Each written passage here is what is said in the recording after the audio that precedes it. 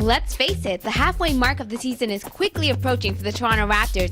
Boy, time flies when you're really having fun. Game 1 of the 2009-2010 season was a spectacle to witness for the Toronto Raptors. It was like witnessing a Broadway musical and being extremely satisfied, especially when you wanted to demand an encore presentation against one of the best teams in the league. But from then on in, the Raptors could just not hold their own.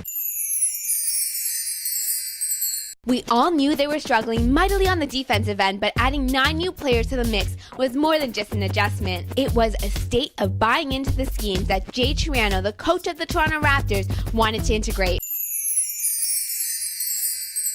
Every year for the past 15 years, we have come to realize how brutal the Raptors are on the West Coast. They seem to get homesick or something and can't seem to put in 110% effort in their overall game. When they did come home, they were hungry for a victory, but it did not get any easier. Their inconsistent play made you question what kind of Raptors team would come out on a nightly basis.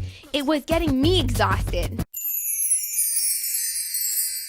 I'm sure just like me, Raptors fans out there were having trouble trying to identify these players. The only one I could identify was none other than our franchise player, the All-Star, Chris Bosh. His days here might be numbered, you never know, but he was the only one that brought about that consistency on a nightly basis on both ends of the floor, and he proved to be that leader that the Raptors mightily needed.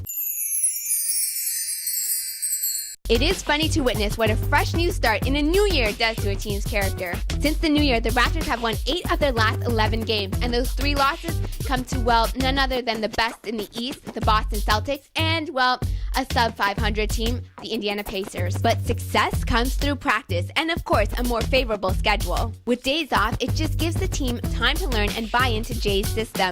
They're all mature players and can learn on the fly. It's just like me and math. If you were to teach me an equation now, I'm sure I'd be able to master it on the fly, or at least I'd hope to attempt to.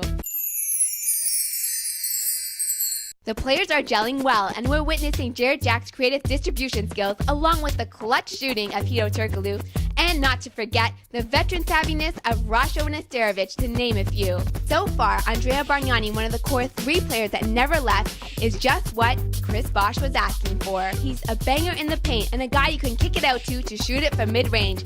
He's developing that arsenal in his repertoire. Our franchise's reputation is getting a little bit more disrupted with the constant trade scenarios that are popping up out of the woodwork. Bosh to the Lakers for Andrew Bynum, or Bosh to Houston. Thanks, but no thanks. As for me, I'm seriously paying no attention to it because I know that 2010 is the year, but I'm not convinced that Chris Bosh is ready to pick up and leave just yet. As long as he doesn't pull a Vince Carter and demand a trade and then walk for nothing, I think I'll be okay. But just like Chris Bosh, my mind is ever changing. I'd like to get your thoughts on what you think will happen. Hit me up on Twitter or Facebook because I'm not convinced that CB4's chapter in Toronto is closed just yet. I'm Kyle. Thanks again for joining me inside the Purple Room, and make sure you go out there and donate to those in need in Haiti. Thanks again for joining me, and I'll see you next time.